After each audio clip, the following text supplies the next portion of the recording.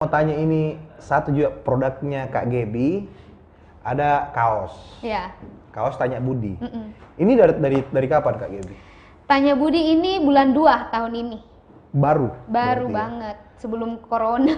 Sebelum Covid. Iya. Segmennya kemana kalau Tanya Budi ini? Kalau Tanya Budi lebih ke milenial. Milenial ya? Iya. Jadi memang kita buatnya desain yang oversize, yang desainnya lebih ke milenial. Tapi memang kalau mungkin teman-teman Tribuners kalau mau lihat Instagramnya itu Tanya Budi Official. Iya. Nah itu memang kalau saya juga sudah lihat tadi, memang desainnya itu ya desain yang memang lagi in lah. Anak ya kan? muda banget. Anak muda banget. Nah tapi, ini saya mau tanya Kak Gaby. Kak Gaby mulai kan 2020 awal. Iya, betul. Bulan 2 ya. Nah ini kan kalau penjual baju Kak Gaby, ini kan sudah banyak. Iya, betul-betul. Bahkan sebelum kita lahir pun itu penjual baju itu sudah ada. Iya. Kalau dekorasi sih memang baru-baru ini ya. Iya. Dan memang Kak Gaby salah satu trendsetternya lah Iya. untuk di Makassar. Kalau penjual baju kan sudah banyak. Kenapa tertarik usaha baju? Kenapa tertarik? Karena apa ya? Gini, soalnya menurut aku tuh di Makassar mungkin belum ada lokal brand yang fokus di oversize t-shirt. Jadi lebih yang potongan kaos yang normal. Iya. Nah, di betul, sini betul. kita diferensiasinya adalah kita mengeluarkan oversize t-shirt. Jadi Iya. memang tagline-nya kita kan oversize millennial oversize t-shirt gitu. Ya, sebentar Kak Gaby. Ya, jadi sebenarnya ini juga sama lagi dengan hampir semua malah narasumber kita. Kuncinya itu diferensiasi. Iya, harus Ya ada. kan? Diferensiasi. Jadi bisnis itu mau bisnis apapun itu yang penting diferensiasinya. Betul. Nah, ini kan selama ini kan yang kita lihat memang yang tadi kita bicara, maksudnya kita ngobrol lagi in coffee shop, semua orang bikin coffee shop. Lagi in masalah ayam geprek, semua bikin ayam geprek dan itu sama jenisnya. Sebenarnya nggak apa-apa, cuma Iya, asal ada diferensiasinya, diferensiasi. Betul. Jadi memang sebenarnya itu nggak apa-apa, tapi harus ada diferensiasinya. Misalnya contoh kayak Kak Gaby tadi sampaikan, kalau penjual baju itu kan bahkan berapa puluh tahun yang lalu itu sudah ada sebenarnya. Iya. Makanya sebenarnya banyak orang yang berpikir, ya ngapain lagi usaha baju. Iya. Ya, tapi ya kembali lagi ternyata Kak Gaby punya market sendiri karena memang oversize itu sebenarnya lebih menjanjikan dan desain-desainnya yang minimalis lah. Ya, mungkin lebih ke brandingnya juga itu harus Iya. diperhatikan dari Iya. awal. Kayak nama kita kan Tanya Budi. Iya. Terus packagingnya kita kan sangat-sangat unik, kata orang-orang sih sangat unik ya. Gitu. Jadi Ini paling Konsepnya sih. paling eco friendly lah. iya. Tidak pakai Betul, plastik. betul banget. Dan kalau kita lihat dari ininya Kak Gaby ini semua eco friendly ya. Kecuali covernya ini ya masih plastik ya. Cuma kan ini undangan, ini Undangan undangan. aja, iya. Nah, ini terakhir lah kita bahas yang ini. Nah, terus kembali ke Tanya Budi. Terus bagaimana progres bisnisnya Kak Gaby yang Tanya Budi ini? Waktu awal launching kan kita di bulan 2 itu Iya. juga pada saat awal launching itu habis ratusan pieces. Langsung dalam 2 hari, 3 hari udah sold out. 2 hari, 3 hari Iya. sudah sold out. Pas launching. Nah, terus kemudian waktu itu kan ada bazar Iya. di salah satu mall, ada bazar dari Surabaya, kita ikut join. Oke. Cuman waktu itu ada 30 brand dan Iya. cuman 2 yang dari Makassar. Tanya Budi dengan satu teman saya. Oke. Gitu. Dan di situ kita pameran 5 hari, hari ketiga juga kita udah sold out. Gitu. Gini, mungkin karena orang tuh nggak nyangka bahwa ternyata ada lokal brand yang bisa setara dengan brand-brand yang dari Surabaya, dari Jakarta gitu. Karena waktu kita pameran pun banyak yang nggak nyangka kalau Tanya Budi ini dari Makassar. Oh, Gitu. gitu. Kayaknya semua yang Kak Gaby jual sold out semua 2 hari 3 hari. Ini apa resepnya ini? Banyak-banyak berdoa.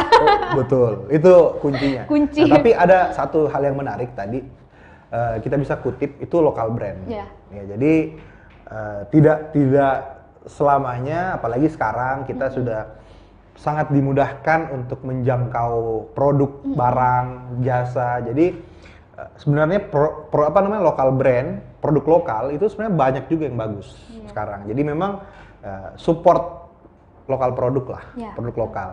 Nah, jadi kalau dari ceritanya Kak Gaby tadi, ternyata produk lokal juga menjanjikan di sisi bisnis, apalagi bisnis baju. Tapi mungkin ya kita seperti kata Kak Gaby tadi, pertama diferensiasinya, perbedaan produknya, terus yang pasti kualitasnya. Kualitas. Kalau betul. jenis kaosnya ini sama aja dengan kaos-kaos yang lain atau gimana? Sebenarnya kita juga Bahannya? lumayan picky ya masalah bahan. Iya. Tapi kalau ya gimana ya? Kalau masalah bahan sih kan sangat-sangat general ya, banyak pilihan bahan. Iya. Tapi selama ini kalau tanya Budi, customer kita selalu puas dengan kita punya produk. Kalau misalnya itu ya, maksudnya apa namanya? Saya cukup menarik tadi dengan ceritanya Kak Gaby. Apa maksudnya seperti tadi yang apa namanya? Amore Living dalam beberapa hari ternyata sudah banyak yang sold out. Terus juga dari Tanya Budi ini awal launchingnya terus 2 hari 3 hari sudah 100 piece yang sold out. Nah itu teknik ininya gimana, penjualannya kayak gimana? Pasti banyak lah teman-teman yang mau juga tahu. Karena mungkin ada beberapa dari teman-teman juga penonton yang jual baju atau ya intinya menjual produknya, tapi mungkin tidak segampang Kak Gaby lah ininya menjualnya. Siapa tahu bisa diceritakan Kak Gaby? Gimana ya, sebenarnya kalau untuk teknik marketing sama aja sih, umum aja, tetap lewat media sosial, terus dari segi foto katalog juga harus bagus, promosi di medsos. Sebenarnya kita lebih ke media sosial aja sih promosinya gitu. Cuman nggak tahu juga kenapa tiba-tiba booming ya. Sebenarnya heran sendiri gitu. Padahal awalnya cuma coba-coba aja. Iya, Ternyata booming. Kalau kita pikir-pikir sebenarnya kan ya produk sejenis itu juga banyak, iya kan? Produk yang sejenis juga banyak. Tapi waktu awalnya launchingnya di mana? Lewat media sosial aja. Media sosial? Iya. Bulan 2 sih belum pandemi. Belum. Kalau bulan 2 ya. Belum. Jadi mungkin kita waktu itu waktu photoshoot udah langsung update, terus langsung ke penjualan. Mungkin karena dari situ kali ya. Jadi kayak istilahnya langsung berurut, photoshoot dan langsung penjualan, tiba-tiba ada brand baru langsung booming gitu. Ya tapi kan boomingnya ini ya kembali lagi, maksudnya tidak serta-merta booming langsung banyak yang laku. Pasti ada lah rahasianya. Apa ya?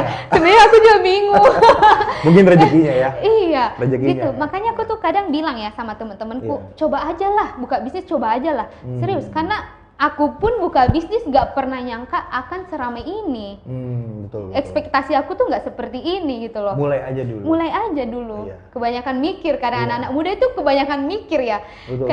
Nunggu semuanya sempurna dulu, nunggu semuanya perfect baru mau jual. Atau kadang ada yang mau jual tapi gengsi. Oh betul, setuju. Oke, jadi banyak cerita unik dari Kak Gaby, termasuk tadi Kak Gaby cerita masalah mulai aja dulu. Dan ini sama dengan narasumber-narasumber kita sebelumnya. Oke, teman-teman, kita break sejenak ya, jangan kemana-mana. Kita akan bahas lebih dalam lagi tentang perjalanan bisnisnya Kak Gaby. Jangan kemana-mana, stay tune bersama kita.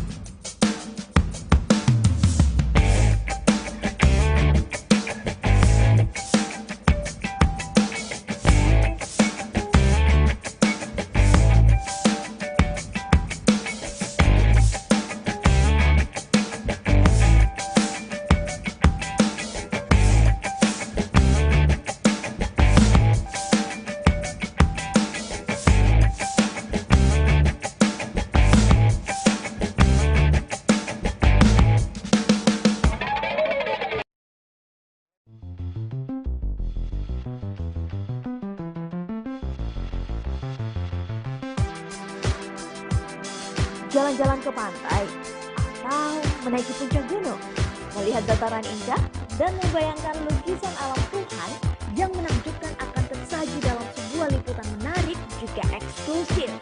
Ikuti perjalanan saya menuju destinasi paling epik di Sulawesi Selatan. hanya di Wisata Virtual Tribuners.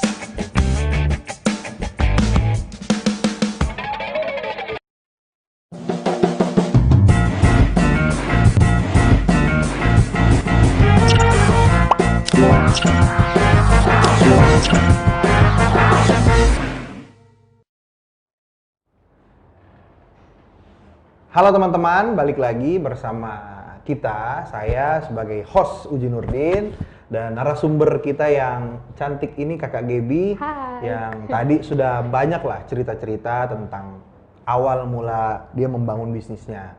Jadi tadi banyak sebenarnya pesan-pesan dari Kak Gaby itu hampir sama sebenarnya Kak Gaby dengan narasumber-narasumber kita sebelumnya.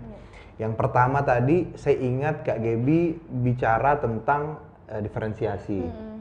Terus diferensiasi kita kalau mau buat bisnis ya harus ada pembedanya. Betul. Jadi mungkin banyak teman-teman Tribuners juga misalnya mau bikin usaha yang sejenis dengan Kak Gaby bisa aja sebenarnya. Boleh. Sejenis bisa aja, tapi memang harus beda.